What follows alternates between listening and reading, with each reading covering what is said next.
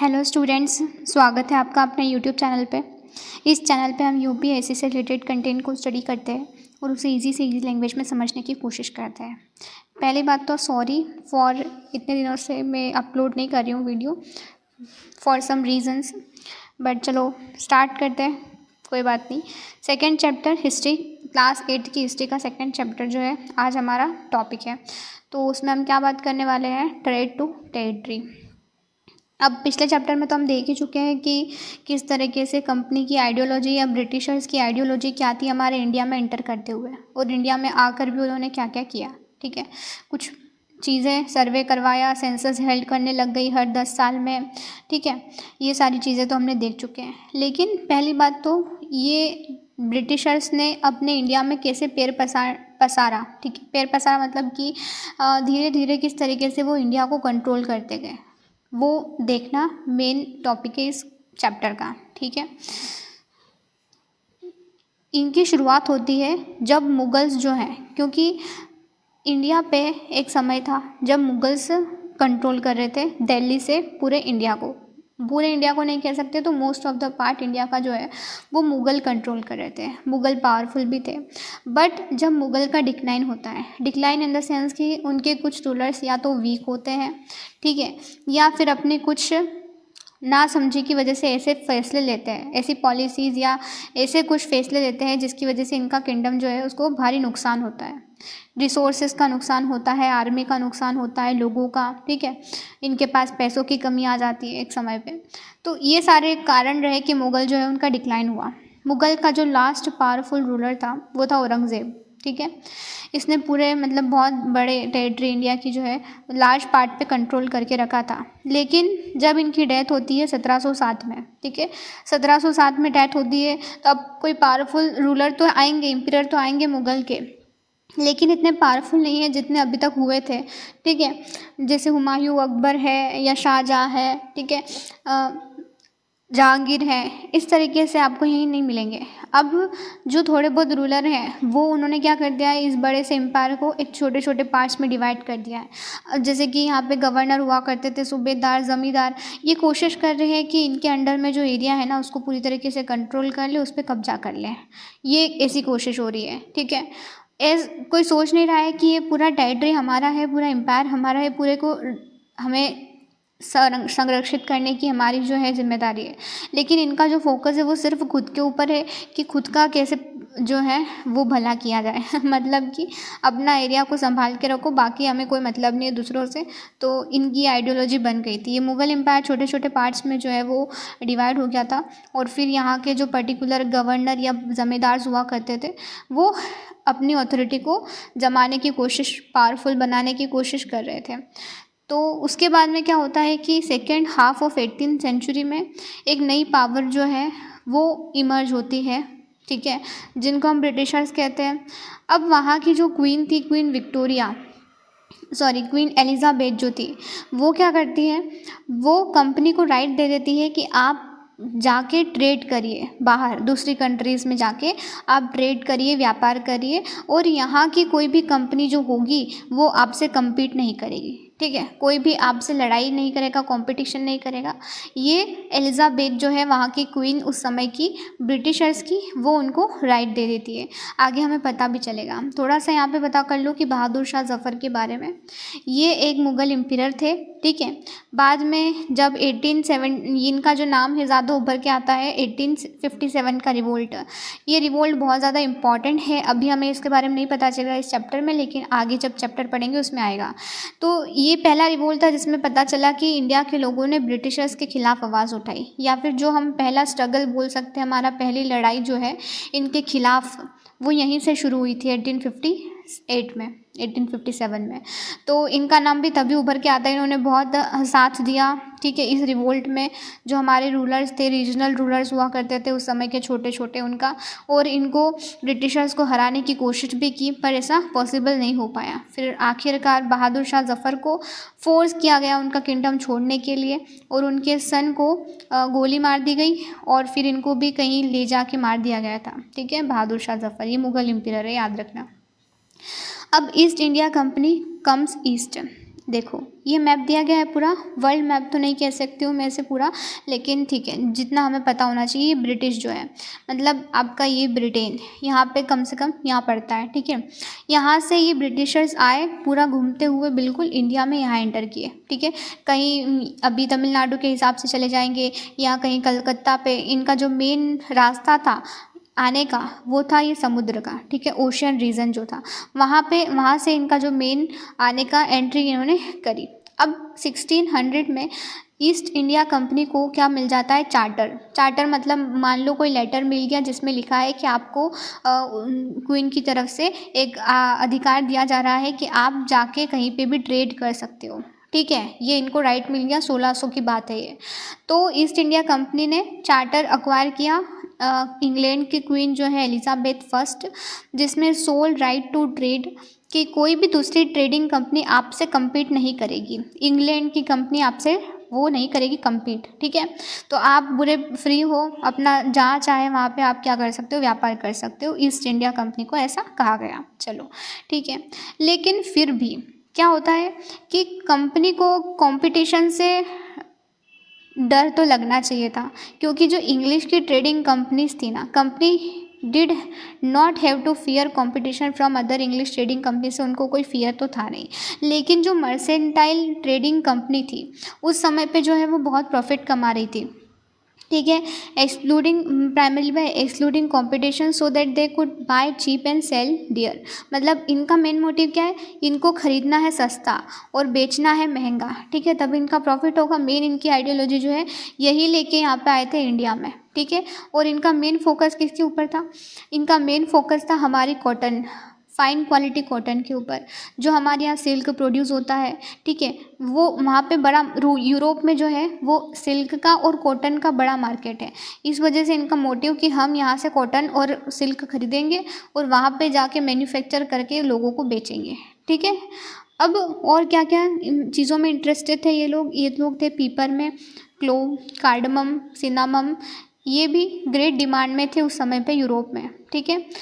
अगर मैं बोलूँ कि कंपटीशन नहीं है, क्वीन एलिजाबेथ ने तो कह दिया आपको कंपटीशन नहीं है इंग्लैंड की किसी भी कंपनी से, लेकिन दूसरे भी तो लोग होंगे ना यार, सिर्फ एक ही कंपनी थोड़ी है पूरे दुनिया पूरे वर्ल्ड में कि जो आपसे कॉम्पीट करेगी, ठीक है। पुर्तगीज़ भी थे, ठीक है, डच भी थे, फ्रेंच लोग भी थे जो चाह रहे थे इंडिया में आना और इंडिया से यही चीज़ों की डिमांड वहाँ पे भी होगी, ठीक है। तो यहाँ से ले जाना उनका भी मोटिव था। तो इनको जो है इनके साथ में कंपटीशन फेस करना पड़ा और फिर ये एक दूसरे के साथ में लड़ाई वगैरह करते रहते थे, ये तो चलता रहता था उस समय पे। तो पुर्तगीज़ जो है वो उन्होंने एस्टेब्लिश किया वेस्टर्न कोस्ट, इंडिया के जो वेस्ट कोस्ट था गोवा में, वहाँ पे अपना बेस बनाया पुर्तगीज़ ने, ठीक है।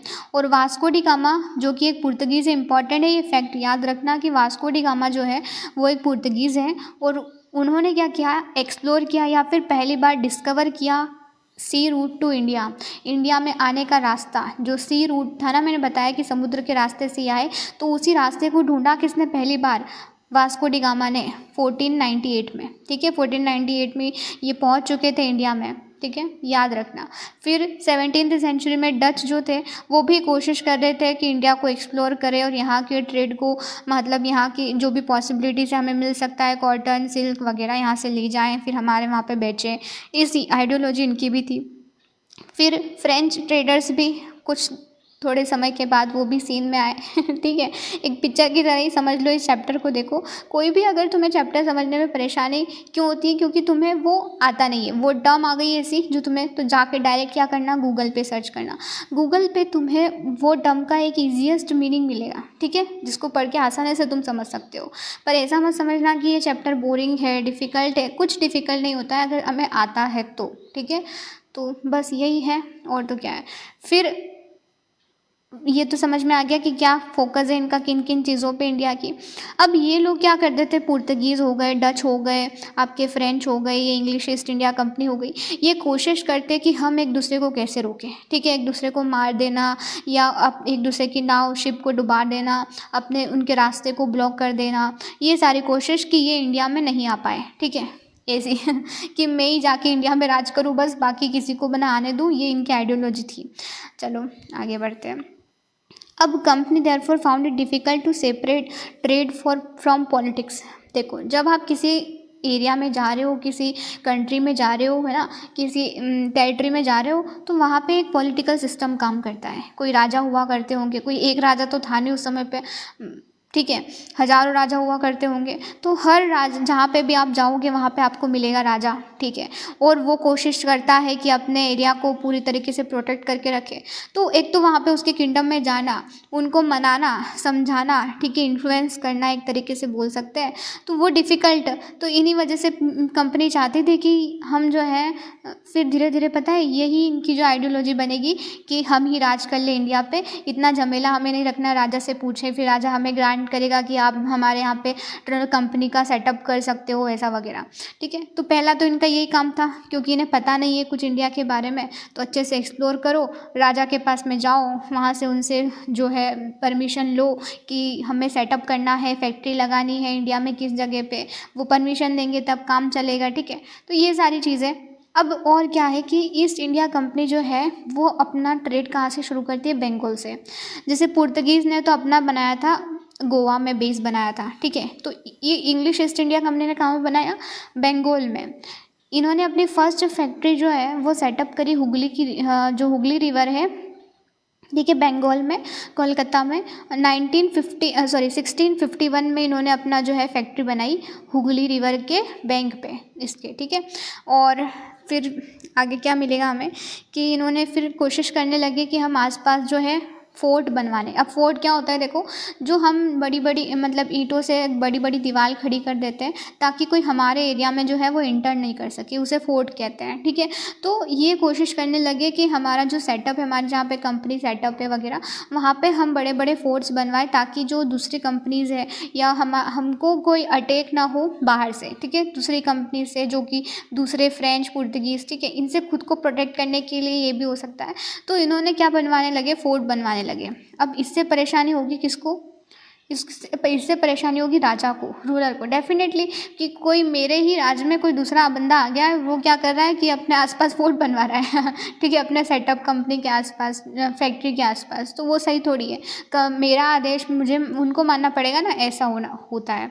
तो अब औरंगज़ेब जो है वो तो फरमान ग्रांट कर देता है कंपनी को कि आप अपना काम करो फ्रीली। देखो, मैंने वही बताया ना कि इनकी कुछ पॉलिसी थी जो इनको ले डूबी। तो यही एक था कि फरमान इन्होंने ग्रांट किया कंपनी को कि आप फ्रीली अपना काम कर सकते हो, ड्यूटी जो भी आपको कंपनी, आपका फैक्ट्री सेटअप करना है वो।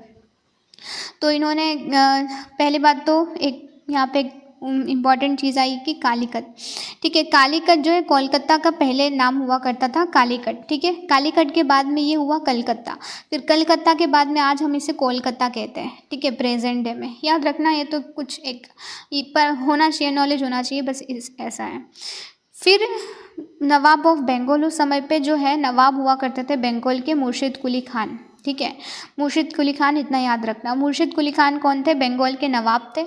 देखो, बहुत सारी चीज़ें इसमें से हटा दिए, वैसे बुक्स में से, हिस्ट्री की बुक्स या 7th की बोल दूँ, उसमें आना चाहिए था तुम्हें, बंगाल्स के नवाब, अवध के नवाब थे वहाँ पे, उनके बारे में डिटेल में डिस्कशन नहीं है, लेकिन इतना याद रखना कि मुर्शिद कुली खान कौन है, बंगाल के नवाब है। और फरमान क्या होता है, जब इन्होंने फरमान ग्रांट किया, मतलब कि रॉयल एडिक्ट की फरमान, मतलब मैंने किसी को ऑर्डर दिया है तो उसे क्या बोल दिया है, फरमान बोल दिया है। मैंने ऑर्डर दिया कि आप यहाँ पे फ्रीली काम कर सकते हो, आपको पूरी आज़ादी है, ठीक है, जहाँ पे भी आपको फैक्ट्री सेटअप करनी है कर सकते हो। तो ये होता है फरमान, औरंगज़ेब का फरमान। चलो, तो ये चीज़ें इनकी हो रही थी, ठीक है, एक्टिविटी बोल सकते हैं कि फोर्ट बनवाना आसपास, ये सारी चीज़ें, और राजा को किस तरीके से अपने उसमें बोलना है ना कि हाँ वही कंट्रोल में करना। अब अर्ली 18th सेंचुरी में क्या होता है, कन्फ्लिक्ट शुरू हो जाती है कंपनी और बंगाल के नवाब के बीच में, ठीक है। क्या कन्फ्लिक्ट होती है भाई, मुर्शिद कुली खान जो कि बंगाल के नवाब है, ठीक है, वो उनके पहले जो है अलीवर्दी हो चुके हैं, फिर सिराजुद्दौला जो है वो बंगाल के नवाब बने। अब each of them was a strong ruler, जो ये सब जो है ना राजा, वो बहुत ही स्ट्रॉन्ग हुआ करते थे, ठीक है, स्ट्रॉन्ग थे। अब ये जो है रिफ्यूज़ कर गए कि हम कंपनी को राइट क्यों देंगे, हमारी टेरिटरी में हम कंपनी को एंट्री क्यों देंगे, और पहली बात तो वो ये सारे फोर्ट्स बनवा रही है, हमारी परमिशन ले रही है नहीं ले रही है, वॉटेवर, ठीक है। तो ये सारी चीज़ों से ये परेशान थे, तो इन्होंने डिमांड की लास्ट ट्रिब्यूट की। लार्ज ट्रिब्यूट की डिमांड की कि आप हमें क्या करिए, पैसा दीजिए, इसके बदले जो आप हमारी टेरिटरी में आके हमारे ज़मीन पे कब्जा करके जो है फैक्ट्री वगैरह बना रहे हो, फोर्ट बना रहे हो, ये सारी चीज़ें, फोर्ट को बंद कर दीजिए, फोर्ट बनाना बंद कर दीजिए, और बाकी हमने जो आपको राइट दिया है यहाँ पे रहने का, यहाँ पे फैक्ट्री लगाने का, इसके बदले में आप हमें क्या दीजिए, ट्रिब्यूट, ठीक है, पैसा दीजिए। ये सारी डिमांड होने लगी राजाओं की तरफ से। और फिर इसके अपोज में कंपनी क्या कहती है, ये तो राजा कह रहे हैं कि हम डिमांड करते हैं ट्रिब्यूट की, दूसरा आप ये फोर्टिफिकेशन जो है उसको बंद कर दीजिए, ठीक है, ये सारी चीज़ें बोल रहे हैं राजा। अब कंपनी क्या बोल रही है, कंपनी कहती है कि यहाँ तो बहुत ही अनजस्ट डिमांड हो रही है आपकी, अनजस्ट मतलब अनफेयर डिमांड है, ऐसा कैसे हो सकता है, लोकल ऑफिशियल को आप सही से काम नहीं करने दे रहे, ये सारी चीज़ें। अपनी सफाई में कोई एक बंदा कोई एक चीज़ बोलता है, फिर दूसरा उसको आंसर करता है, ऐसी चीज़ें यहाँ पे कन्फ्लिक्टिंग हो रही थी। तो फिर बैटल ऑफ प्लासी सीन में आती है, ठीक है, इस कन्फ्लिक्ट की वजह से कि राजा चाह नहीं रहा है, रूलर नवाब जो है वो चाह नहीं रहा है कि ऐसा हो, बट कंपनी भी पीछे नहीं हट रही है, ठीक है, दोनों ही एक दूसरे के सामने खड़े हैं, तो वॉर तो होगी डेफिनेटली। अब बैटल ऑफ प्लासी कैसे सीन में आती है, देखो, अलीवर्दी खान जब डेथ हो जाती है अलीवर्दी खान की 1756 में, तो सिराजुद्दौला क्या बनते हैं, ये बंगाल के नवाब बनते हैं, ठीक है। अब जो सिराजुद्दौला थे वो कंपनी को कहते हैं कि आप ये जो पॉलिटिकल अफेयर में एंट्री कर रहे हैं ना, हमारे काम में आप दखल अंदाजी मत करिए, हमारा जो पॉलिटिकल मामला है उसमें आप जो है इंटरफेयर कर रहे हैं, ये बंद कर दीजिए, आप फोर्टिफिकेशन जो है करवा रहे हो आसपास अपने एरिया में वो बंद कर दीजिए, और हमें रेवेन्यू पे कीजिए उसके बदले, ठीक है, ये बात है इनकी। यही चीज़ की वजह से अब बाद में कंपनी चाहती है कि हम क्या करें, ये फालतू की डिमांड हो रही है राजाओं की तरफ से, तो इसको ख़त्म ही कर दें, ठीक है, ऐसी कोशिश के क्या करें, हम ही राज करें या कोई ऐसा बंदा हो राजा जो हमारी बात माने, ये इनकी कोशिश है।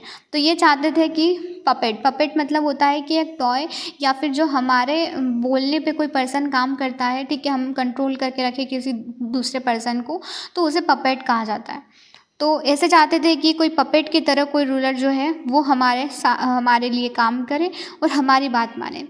तो ये सारी चीज़ें चल रही थी। अब रॉबर्ट क्लाइव जो है वो कंपनी को लीड करते, कंपनी की आर्मी को सिराजुद्दौला के अगेंस्ट में प्लासी, देखो प्लासी जो है वो एक जगह है, वहाँ पे रॉबर्ट क्लाइव जो है अपनी कंपनी के साथ में अपनी आर्मी के साथ में जाते हैं लड़ाई लड़ने प्लासी पे। प्लासी जगह है, ठीक है, किसके खिलाफ, सिराजुद्दौला के खिलाफ। यहाँ पे कंपनी है, कंपनी में कौन, रॉबर्ट क्लाइव खड़ा है, ठीक है। वो भी किस समय की बात हो रही है, 1957 की आई थिंक, हाँ 1957 की। तो बैटल ऑफ प्लासी कब हुई थी, 1957 में, और किसके बीच में, रॉबर्ट क्लाइव जो कि कंपनी की आर्मी को लीड कर रहे थे और सिराजुद्दौला के बीच में हुई थी। याद रखना बैटल ऑफ प्लासी का टाइम पीरियड क्या है, 1757 है, और किसके बीच में हुई, रॉबर्ट क्लाइव और सिराजुद्दौला के बीच में। क्यों हुई, ये भी है कि इनके बीच में चीज़ें नहीं जम रही थी, बैठ नहीं रही थी, इनके जो है बोल सकते हैं आइडियोलॉजी वो कन्फ्लिक्ट हो रहा था उसमें। चलो आगे बढ़ते हैं। अब बैटल ऑफ प्लासी तो हो गई सिराजुद्दौला और उनके बीच में। देखो ये जीत क्यों होती है पता है, कंपनी की इसमें जीत हो जाती है। ये बैटल होती है प्लासी में सिराजुद्दौला और किसके बीच में, रॉबर्ट क्लाइव के बीच में, और इसमें जीत होती है कंपनी की। कंपनी की जीत क्यों होती है, यहाँ पे कारण दिया गया है। एक मीर जाफ़र सिराजुद्दौला का कमांडर इन चीफ था, ठीक है। वो चाहता था कि वो हमेशा से उसके मन में एक लालसा थी कि इसके बाद में राजा मैं बनूं या इसको कैसे भी हटा के राजा मैं बनूं, ठीक है, मैं नवाब बनूं। तो इसकी हमेशा ये चाह रहती थी मीर जाफ़र की। अब रॉबर्ट क्लाइव जो है वो क्या करता है, इसको प्रॉमिस कर देता है कि इसके बाद में मतलब सिराजुद्दौला को हटा के तुम्हें ही हम क्या बनाएंगे, नवाब बना देंगे बंगाल का। इस वजह से मीर जाफ़र क्या करता है, इनको सपोर्ट करता है, किसको, कंपनी को सपोर्ट करता है, अपनी आर्मी को हट के किसको सपोर्ट करता है, कंपनी को सपोर्ट करता है। इस वजह से सिराजुद्दौला की क्या हो जाती है, हार हो जाती है बैटल में। फिर बाद में उनको मार दिया जाता है सिराजुद्दौला को तो, लेकिन फिर बनता है मीर जाफ़र, ठीक है। फिर कौन सीन में आएगा, मीर जाफ़र सीन में आएगा। पहला कौन था, सिराजुद्दौला था। अब ये पहली ऐसी लड़ाई थी इंडिया में जब ब्रिटिशर्स को क्या मिली, जीत मिली, या बोल सकते कंपनी को क्या मिली, जीत मिली। तो इनको बड़ा कॉन्फिडेंस आ गया, ठीक है, इनको अब कॉन्फिडेंस आ गया कि हम आसानी से बैटल्स लड़ सकते हैं यहाँ पे, ठीक है, बैटल्स लड़ सकते हैं, लोगों को हरा सकते हैं, अपना जो है रूल इस्टेब्लिश कर सकते हैं। ये पहला एक वो बोल सकते हैं एक्शन था जिसमें क्या हुआ था, ब्रिटिशर्स का जीत हुई थी, कंपनी की जीत हुई थी इंडिया में आके पहली बार। ठीक है, पहला किसके साथ में हुआ, सिराजुद्दौला के साथ में बैटल ऑफ प्लासी हुई ना, वो भी 1757 में।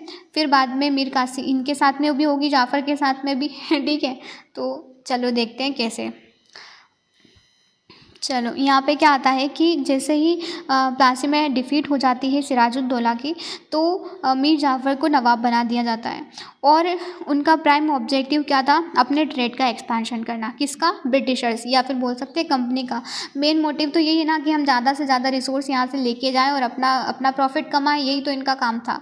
तो ऑब्जेक्टिव कि हम तो अपना ट्रेड फैलाना है, किसी भी कुछ भी करना पड़े।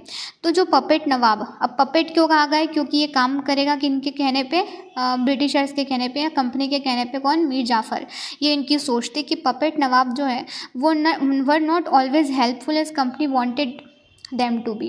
जैसे कि कोई भी एक राजा होता है अपने एरिया का, भले ही कंपनी ने क्या कर लिया था, इनको एक बोल दिया था कि आपको हमारे अकॉर्डिंग काम करना पड़ेगा, बट ये भी कभी कभी इनकी डिमांड मानते नहीं थे। ठीक है, कोई ऐसी चीज़ हो गई या फिर रेवेन्यू की डिमांड करते थे कंपनी से कि आप हमें पैसा दीजिए, फिर ऐसा ऐसा, तो इनके काम जो है वो आसानी से नहीं हो पा रहे थे। ठीक है, ये पपेट नवाब थे तो सही, लेकिन ये हमेशा ही हेल्पफुल नहीं थे, ऐसा कंपनी उस समय पे सोच रही थी। अब जब मीर जाफ़र जो है वो प्रोटेस्ट करता है, अब मीर जाफ़र भी, ठीक है, सिराजुद्दौला की तरह ही वो भी चाह रहा है कि ये कंपनी कुछ ज़्यादा ही अपना जो है वो एक्सपेंशन करने की कोशिश कर रही है हमारे टेरिटरी में। ये भी प्रोटेस्ट करता है और फिर इसको हटा के, मीर जाफ़र को हटा के मीर कासिम जो है उनको लाया जाता है। मीर कासिम जो है उनको लाया जाता है, उनके प्लेस पे बना दिया नवाब। अब जब मीर कासिम भी क्या करता है, मीर कासिम जब वो क्या करता है, कंप्लेन करता है फिर से, कोई भी नहीं मान रहा है। नवाब पहले सिराजुद्दौला था, फिर मीर जाफ़र आता है, ठीक है, मीर जाफ़र, फिर मीर जाफ़र के बाद में मीर कासिम आता है। ये तीनों ही क्या करने की कोशिश कर रहे हैं कि हमको कंपनी का नहीं मानना है, या कंपनी को कंप्लेन करना या उनको मना कर देना किसी चीज़ की वजह से, तो फिर कंपनी गुस्से में आ जाती है। अब फिर बाद में इनको पता चल गया, ये मीर जाफ़र को लेके आए, फिर उनके बाद में मीर कासिम को लेके आए। मीर कासिम को इन्होंने फिर बैटल में हराया बक्सर में। ठीक है, अब बैटल ऑफ बक्सर याद रखना कब हुई, 1764 में। ठीक है, 1764 में। इसके पहले क्या हुआ था, 1757 में क्या हुआ था, प्लासी की बैटल हुई थी। किसके बीच में हुई थी, सिराजुद्दौला और रॉबर्ट क्लाइव के बीच में हुई थी। फिर 1764 में क्या हुआ, बैटल ऑफ बक्सर हुई। किसके बीच में हुई, मीर कासिम, ठीक है, मीर कासिम और ब्रिटिशर्स के बीच में, या फिर कंपनी के बीच में हुई। अब फिर से मीर जाफ़र को इन्होंने रीइंस्टॉल कर दिया।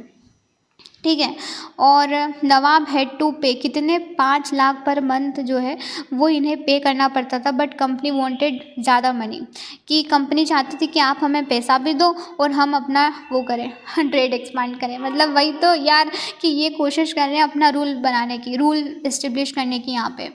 तो एक जो रूलर है वो तो सिर्फ नाम का है, राज तो सिर्फ कंपनी का ही चल रहा है, ऐसा समझ सकते हो तुम। फिर ये 2 बैटल हो चुकी हैं। ठीक है, अब मीर जाफ़र की डेथ हो जाती है 65 में। ठीक है, 1765 में डेथ हो जाती है। अब ये कोशिश, अब इनकी क्या दिमाग में आता है कि चलो यार ये सब छोड़ो, इन रीजनल रूलर्स को, राजाओं को हटाओ, हमें ही क्या बनना पड़ेगा, नवाब बनना पड़ेगा खुद को ही। ठीक है, अगर हमें ट्रेड को फैलाना है, अपने जो व्यापार को फैलाना है, कंट्रोल करना है, तो हमें ही राजा बनना पड़ेगा, ऐसे नहीं चलेगा। तो 1765 में मुग़ल एम्परर जो है वो अपॉइंट करते हैं कंपनी को diwan of the province of Bengal, as a diwan. अब इनको दीवानी राइट्स मिल गए हैं। ठीक है, 1765 में मुग़ल एम्परर क्या दे देते हैं, इन्हें दीवानी राइट्स दे देते हैं बंगाल के ऊपर। ठीक है, अब दीवानी जो है वो इनको अलाउ करती है कि जितना चाहे उतना रेवेन्यू ये कलेक्ट कर सकती है बंगाल में से। ठीक है, अब दीवानी राइट का मतलब क्या है, दीवानी राइट का मतलब है कि अब कंपनी को पूरी छूट है, वो जितना रेवेन्यू मतलब लोगों से जितना रेवेन्यू राजा से लेना चाहे वो ले सकता है। ठीक है, उसके ऊपर पूरी फ्री है, वो पूरा फ्री है इस चीज़ को लेके, ये हो जाता है। अब कंपनी ऑफिशियल बिकम नबॉब्स, मतलब का क्या, इसका नवाब का क्या मतलब है, देखो, हर कंपनी सर्वेंट जो था ना, उसका विजन था कि मैं नवाब बनूं। ठीक है, नवाब की तरह जीवन जीना, उनका एक वो बन गया था कि नवाब के पास में सारी फैसिलिटी, एकदम ऐशो आराम से वो ज़िंदगी जी रहा है। तो इनका भी वो ड्रीम होने लग गया था हर कंपनी सर्वेंट का कि मैं भी क्या नवाब की तरह जीवन जीऊँ। तो अब इनका क्या कोशिश, रॉबर्ट क्लाइव तो सीन में था ही से पहले से, इसने पूरा जो फॉर्च्यून इंडिया का ना पूरा अमेज कर दिया था इंडिया में पूरा। मतलब कि क्या काम है रॉबर्ट क्लाइव का, बीच में घपला करना एक सिंपल से वर्ड में अगर मैं तुम्हें समझाऊं तो, ठीक है। बाद में ये बात जब पता चलती है ब्रिटिशर्स को, मतलब रानी जी को जब पता चलती है एलिजाबेथ को, तो इनके खिलाफ वो भी पॉलिसी भी आती है, बोल सकते हैं रूल भी आता है, लॉ आता है, जो भी बोल सकते हैं। तो ये फिर खुद को ख़त्म कर देते हैं। ये बात थोड़ा डिटेल में एक्सप्लेन कर देती हूँ। देखो रॉबर्ट क्लाइव जो है वो खुद को himself amazed the fortune in India and had come to Madras, Chennai में इंग्लैंड से ये 1743 में आए थे, ठीक है। 18 की एज में इन्होंने एंट्री करी इंडिया में, रॉबर्ट क्लाइव ने, ठीक है। रॉबर्ट क्लाइव ने 18 ईयर्स के जब ये थे 1743 में, तो ये इंडिया में आते हैं। फिर 1767 में ये इंडिया को छोड़ देते हैं, ठीक है। और यहाँ से बहुत सारी वेल्थ लेके चले जाते हैं, बहुत सारी वेल्थ, पैसा जो है वो यहाँ से लेके चले जाते हैं। तो जब when he asked appointed governor of Bengal in 1764, जब इनको गवर्नर बनाया जाता है बंगाल का 1764 में, तो he asked to remove corruption, इनको कहा जाता है कंपनी की तरफ से कि आप क्या करिए कि कंपनी के एडमिनिस्ट्रेशन में जो भी करप्शन हो रहा है ना उसे ख़त्म करिए, ठीक है। जब कोई राजा, कोई रूलर जो है वो कह रहा है कि आप यहाँ से करप्शन ख़त्म करिए और जिसको कहा जा रहा है वही करप्शन कर रहा है, तो फिर क्या फ़ायदा होगा, ठीक है। तो ऐसी बात हो रही है कि रॉबर्ट क्लाइव को भी कहा गया कि आप कंपनी के एडमिनिस्ट्रेशन में से क्या करिए, करप्शन ख़त्म करिए। He was himself cross examine in 1772, पर खुद को ही, मतलब इनको खुद को ही करप्शन करते हुए देखा गया 1772 में ब्रिटिशर्स पार्लियामेंट के द्वारा, ठीक है। तो इनको अच्छी खासी सज़ा भी सुनाई गई, पर क्या फ़ायदा, इन्होंने खुद की आत्महत्या कर ली, ठीक है, सुसाइड कर लिया 1774 में। ये तो रॉबर्ट क्लाइव की स्टोरी थी जो किसी काम की है नहीं, मैंने तो ऐसे बता दी तुम्हें। चलो कोई क्वेश्चन आने वाला है नहीं इसमें से। अब however not all company official succeeded in making money, her company official थोड़ी सक्सीड होता है मनी बनाने में भाई, ठीक है, तो करप्शन करने में। इसी तरीके से जो हम्बल बैकग्राउंड के लोग थे वो चाहते थे कि हम अच्छा खासा अर्न करें, अच्छा जीवन जिए, वहाँ पे जाके अपने घर जाएं तो अच्छी कंफर्टेबल लाइफ जिए, ठीक है, फ्लैशी जीवन जिए। तो वही उनको नवाब कहा जाता है। क्या कहा जाता है, नवाब, ठीक है, उन्हें नवाब कहा जाता है कि जो सक्सेसफुल हो गए इंडिया से वेल्थ ले जाने में और वहाँ पर कंफर्टेबल लाइफ जी रहे हैं, उन्हें नवाब कहा जाता है, ठीक है। इतनी सी बात है।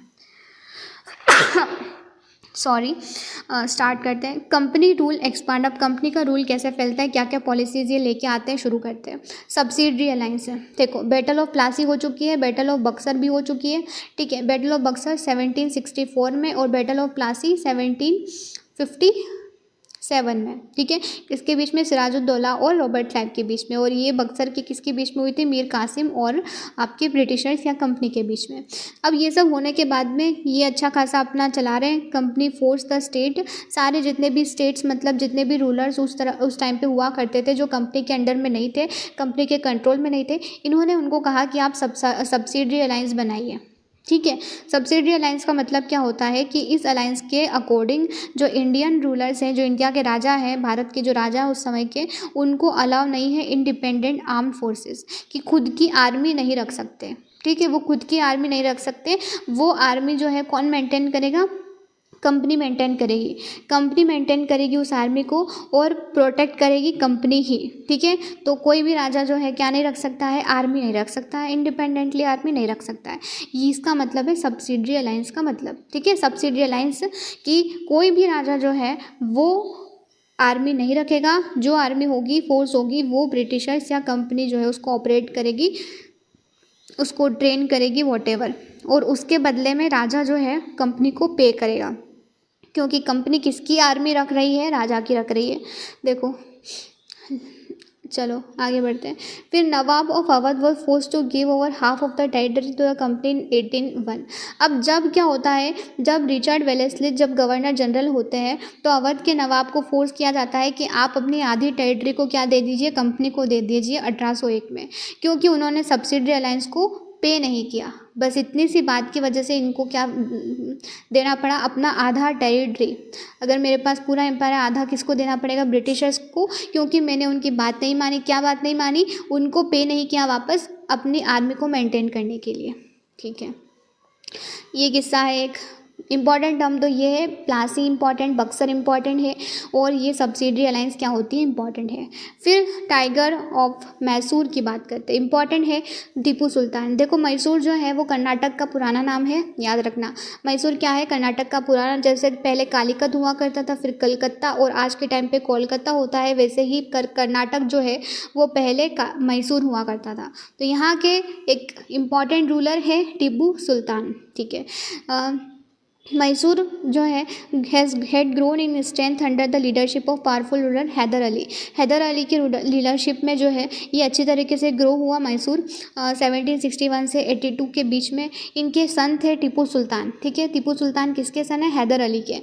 फिर इन्होंने क्या मैसूर कंट्रोल करता था profitable trade of Malabar coast का, जहाँ पे कंपनी इनसे क्या परचेस करती थी, पीपर और कार्डमम। जो कंपनी थी वो इन जो मैसूर है उससे क्या वो करती थी, परचेस करती थी, कंपनी परचेस करती थी पीपर और कार्डमम। अब एक समय पे 1784 में 85 में टीपू सुल्तान इनको स्टॉप कर देता है सप्लाई करना। क्या सप्लाई करना बंद कर देता है इनको जो है ये पीपर और कार्डमम सप्लाई कर रहे थे, अब टीपू सुल्तान ने बंद कर दिया, क्योंकि देख रहा है वो सब तरफ कि ये क्या करने की कोशिश कर रहे हैं, अपना जो है रूल एस्टेब्लिश करने की कोशिश कर रहे हैं, या फिर अपना जो कंट्रोल करने की कोशिश कर रहे हैं, हमारे यहाँ पे आके हमारे ऊपर कंट्रोल करने की कोशिश कर रहे हैं। इस वजह से टीपू सुल्तान 1785 में ये सप्लाई को बंद कर देते हैं। अब शुरू होगी इनके साथ में लड़ाई। ठीक है, ब्रिटिशर्स का तो यही काम है कि जो हमारी बात नहीं मानेगा हम उनके साथ में बैटल करके हरा देंगे उसे, और फिर उस जगह को अपना बना लेंगे। ये तो इनका अच्छा खासा रिलेशनशिप था फ्रेंच के साथ में। किसका, टीपू सुल्तान का। मतलब अच्छी खासी फ्रेंडशिप थी फ्रेंच लोगों के साथ में। तो अपनी आर्मी को इन्होंने मॉडर्नाइज़ कर दिया था। अब मॉडर्नाइज़ करने का मतलब क्या है कि पुराने ज़माने में लोगों के पास में घोड़े हुआ करते थे, तलवार हुआ करती थी, इससे ज़्यादा क्या होगा। बट मॉडर्नाइज़ करने का मतलब कि अब बंदूक जो है इनके पास में आने लग गई है। तो टीपू सुल्तान ने अपनी आर्मी को मॉडर्नाइज़ कर दिया था फ्रेंच के हेल्प से। 4 बैटल लड़ी गई। ठीक है, मैसूर के साथ में 4 वॉर हुई, 1767 से 69 तक, 80 से 84 तक, 90 से 92 तक, और 1799 में। अब ओनली इन लास्ट बैटल, जो लास्ट बैटल थी सरिंगापट्टनम की, जो वो कंपनी अल्टीमेटली जीत जाती है। ठीक है, एक लड़ाई हुई, कंपनी नहीं जीती, फिर दूसरी, उसमें भी नहीं जीती, तीसरी हुई, उसमें भी नहीं जीती, आखिरी की जो बैटल थी वो कंपनी जीत जाती है, जो कि हुई थी सरिंगापट्टनम में। और सरिंगापट्टनम उस समय पे कैपिटल थी मैसूर की। ठीक है, मैसूर की कैपिटल थी उस समय पे। तो ये सारी चीज़ें यहाँ पे बताई जा रही है। अब थोड़ा बहुत इनके बारे में एक्सप्लेन किया गया है, किंग के बारे में, टीपू सुल्तान के बारे में, जो एक अच्छा मतलब आप नॉलेज एक्वायर करना है तो पढ़ लेना इनके बारे में। ठीक है, दिया गया है कुछ टीपू सुल्तान के बारे में, जिनको टाइगर ऑफ मैसूर भी कहा जाता है। अब टाइगर ऑफ मैसूर क्यों कहा जाता है, पूरी स्टोरी एक्सप्लेन है। With the war with the Maratha, इन्होंने किन किन के साथ में लड़ाई लड़ी, पहले प्लासी, फिर बक्सर, फिर मैसूर के साथ में, अब ये आ चुके हैं मराठा के पास में। बैटल ऑफ पानीपत, अब थर्ड बैटल ऑफ पानीपत जो होती है 1761 में मराठा के साथ में। ठीक है, 18th सेंचुरी में कंपनी जो है वो नियंत्रित करने की कोशिश कर रही है। ठीक है, और मराठा पावर को डिस्ट्रॉय करने की कोशिश कर रही है।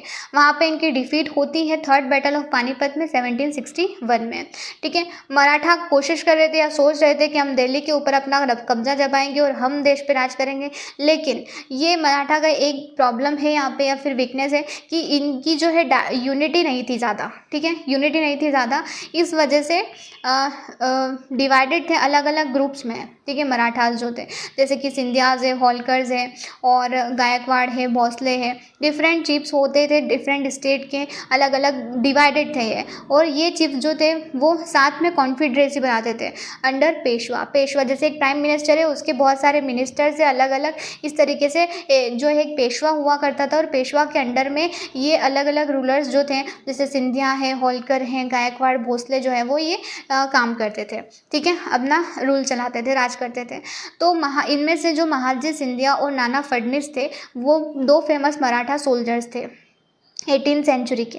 ठीक है, मराठा जो है वो subdued in the series of war. इनके साथ में भी बहुत सारी लड़ाई होती है, वॉर होती है, जो कि एक 1782 में ख़त्म होती है, जिसमें एक ट्रीटी होती है सालबाई की ट्रीटी। ठीक है, जिसको कहा जाता है सालबाई की ट्रीटी। किसके साथ में हुई थी? मराठास के साथ में। किसकी? कंपनी की ट्रीटी। ठीक है, समझौता हो गया। फिर वॉर हुई, एक और वॉर हुई, सेकेंड एंग्लो मराठा वॉर। इनको एंग्लो मराठा वॉर कहा जाता था। ठीक है, एंग्लो मराठा वॉर। पहली वॉर हुई जो 1802 में ख़त्म हुई, 1782 में। दूसरी वॉर हुई जो 1803 से 5 तक चली। ठीक है, फिर थर्ड एंग्लो मराठा वॉर हुई 1870 से 90 के बीच में, जिसमें मराठा पावर को पूरी तरीके से इन्होंने क्रश कर दिया, या ख़त्म तो नहीं कर सकते लेकिन हरा दिया, एक तरीके से यूँ बोल सकते हैं। थर्ड मराठा वॉर में वहाँ टीपू सुल्तान के साथ में वॉर चल रही थी, मैसूर के साथ में। वो फोर्थ वॉर में क्या हो गया था? इनको हरा दिया था। ऐसे ही मराठास के साथ में वॉर चल रही थी, तो थर्ड मराठा वॉर में इनको हरा दिया गया। अब क्लेम ऑफ पैरामाउंटेंसी। अब लॉर्ड हेस्टिंग के अंडर में जब ये गवर्नर जनरल थे 1813 से 1823 तक, लॉर्ड हेस्टिंग, ठीक है, गवर्नर जनरल थे, तो इन्होंने एक पॉलिसी बनाई पैरामाउंटेंसी की। इसका मतलब क्या है कि कंपनी क्लेम करती थी कि हमारी अथॉरिटी जो है वो पैरामाउंट है, सुप्रीम है। हम बहुत मतलब ऐसा नहीं हो जाता है कि कोई राजा जो बार बार जीतता रहता है, कोई भी पर्सन जो है बार बार जीतता रहता है, उसके पास में कॉन्फिडेंस। अब कॉन्फिडेंस के बाद में क्या आता है? Over confidence. तो यही इनके पास में आने लग गया था। अब कंपनी के पास में ओवर कॉन्फिडेंट हो गए थे, खुद को मान रहे थे कि हम सुप्रीम हो गए हैं। ठीक है, अपनी अथॉरिटी तो पैरामाउंट हो गई है, सुप्रीम हो गई है। तो ये इनकी पॉलिसी थी पैरामाउंटेंसी की। बाकी का कोई काम का नहीं है, इस वजह से नहीं बता रही हूँ। डॉक्ट्राइन ऑफ लैप्स इंपॉर्टेंट है। क्या होती है डॉक्ट्राइन ऑफ लैप? देखो, एक इम्पॉर्टेंट थी सब्सिडरी अलायंस। ठीक है, वो पता तुम्हें चल गया है कि कोई भी राजा अपनी आर्मी को मेंटेन नहीं कर सकता। ठीक है, वो कंपनी मेंटेन करेगी और उसके बदले में राजा क्या करेगा? पेमेंट करेगा। ठीक है, अब डॉक्ट्राइन ऑफ लैप्स का मतलब है जो डलहौजी है, लॉर्ड डलहौजी। अब ये बार बार अलग अलग नाम क्यों आ रहे हैं? देखो, ये तुम्हें याद करने पड़ेंगे कि किसने कौन सी पॉलिसी बनाई थी। बट मैं बता देती हूँ, गवर्नर जनरल का तुम्हें पता है। ठीक है, गवर्नर जनरल फिर बाद में बना वॉइसरॉय। तो ये एक पोस्ट है जो क्या करने की कोशिश कर रहा है? कंट्रोल बहुत बड़े पार्ट को। जैसे प्राइम मिनिस्टर होता है ना, वो हमारे इंडिया को रेगुलेट करता है, एडमिनिस्टर करता है, वॉटेवर पॉलिसी बनाता है। इसी तरीके से गवर्नर जनरल हुआ करते थे उस समय पे, जो उस एरिया को एडमिनिस्टर करने का काम, पॉलिसी बनाने का काम करते थे। तो एक हर मतलब इनका भी कोई टाइम पीरियड होगा कि इतने साल तक ये गवर्नर जनरल रहेगा, फिर दूसरा आएगा। तो हर गवर्नर जनरल की पॉलिसी भी अलग होगी, तो अलग अलग नाम भी होंगे। ठीक है, तो इसी तरीके से लॉर्ड डलहौजी ने डॉक्ट्राइन ऑफ लैप्स को इनिशिएट किया या इसको लेके आए। इसमें क्या मतलब है?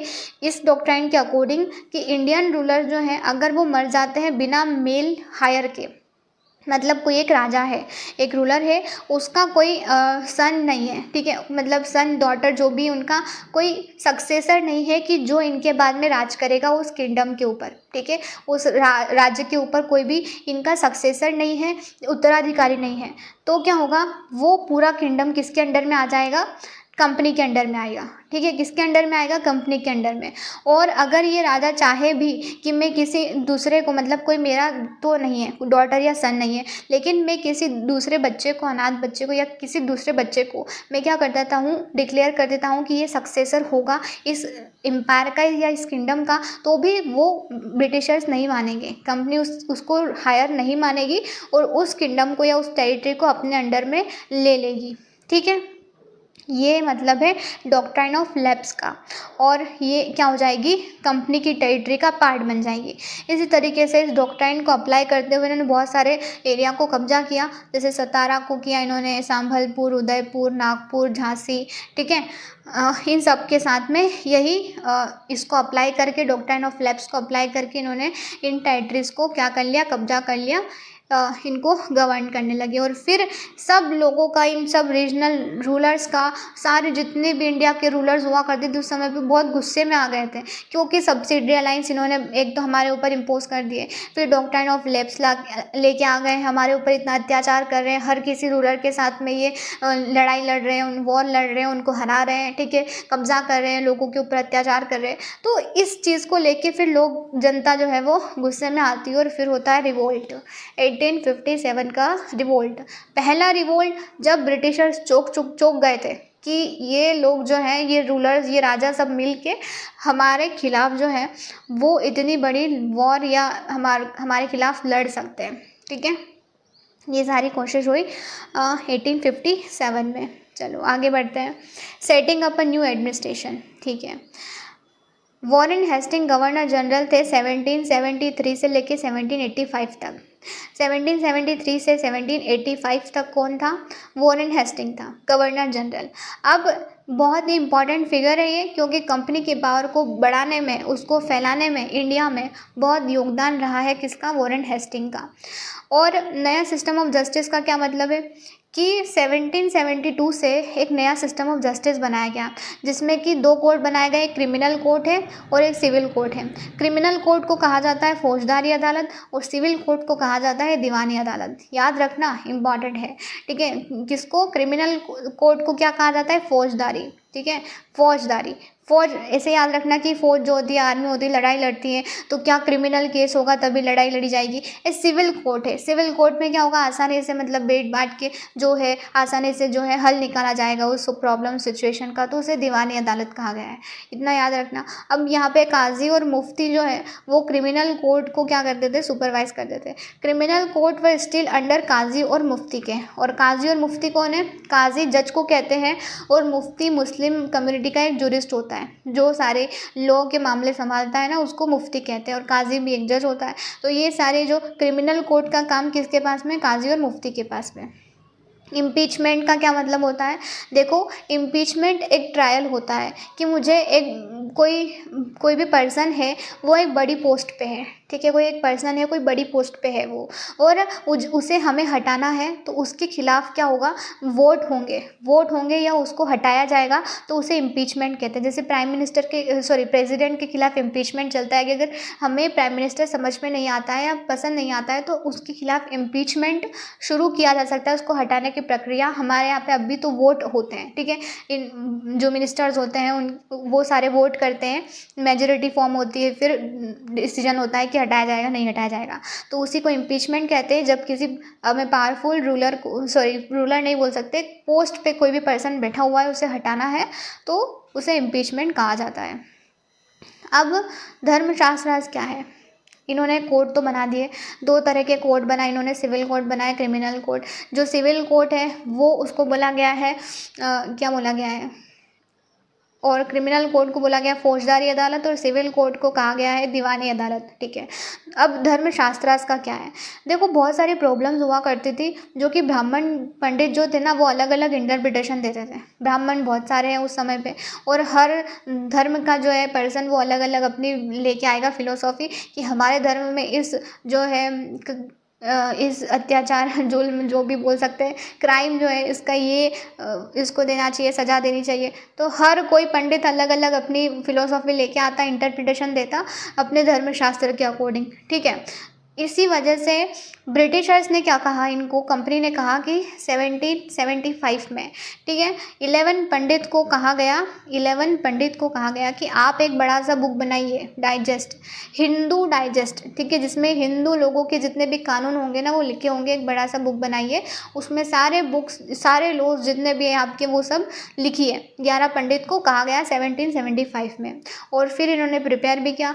उस डाइजेस्ट को NB अलहद जो थे उन्होंने ट्रांसलेट किया इंग्लिश में, क्योंकि इनको तो इंग्लिश ही समझ में आती थी, तो ये इनका था। फिर मुस्लिम के लॉज भी अलग कंपाइल किए गए, ठीक है। ताकि जज को आसानी हो कि कौन सा फैसला किसके लिए क्या करना है, ठीक है। तो इन्होंने अलग अलग कोड भी बनाए थे और अलग अलग लॉज भी प्रिपेयर किए, हिंदू के अलग, मुस्लिम के अलग, ठीक है। जो मुस्लिम के बोल सकते हैं, इन्होंने एक सुप्रीम कोर्ट बनाया नया, ठीक है, कोर्ट ऑफ अपील जिसे कहा जाता है, जिसका नाम दिया इन्होंने सदर निजामत अदालत। क्या कहा गया? सदर निजामत अदालत कोर्ट बनाया, सुप्रीम कोर्ट कह सकते हैं उस समय का, कलकत्ता में, ठीक है, क्योंकि उस समय पे कोलकाता का नाम कलकत्ता था, ठीक है। जब ब्रिटिशर्स थे, राज कर रहे थे, बोल सकते हैं कंपनी थी, तो कलेक्ट्रेट जो था ना, वो सेंटर ऑफ पावर की तरह देखने लग गए थे लोग उसे, सेंटर ऑफ पावर, कि सबसे ज़्यादा पावर किसके पास में होती है? कलेक्टर के पास में होती है उस समय पे बेटा। अभी तुम उस फैंटेसी में मत जाना, ठीक है। कलेक्टर के पास में सबसे ज़्यादा सेंटर ऑफ पावर माना जाता था ब्रिटिशर्स के टाइम पे। अब कंपनीज आर्मी क्या है? देखो, colonial rule in India brought in some new ideas of administration and reform. जो कॉलोनियल इंडिया में जो कॉलोनियल रूल चल रहा था, अब कॉलोनियल फिर से तुम्हारे दिमाग में आया, कॉलोनियल क्या है? देखो, जब कोई एक कंट्री या फिर कोई एक राजा जो है वो दूसरे राजा के ऊपर आक्रमण करता है और उसके राज्य को हथियाने की कोशिश करता है, ठीक है।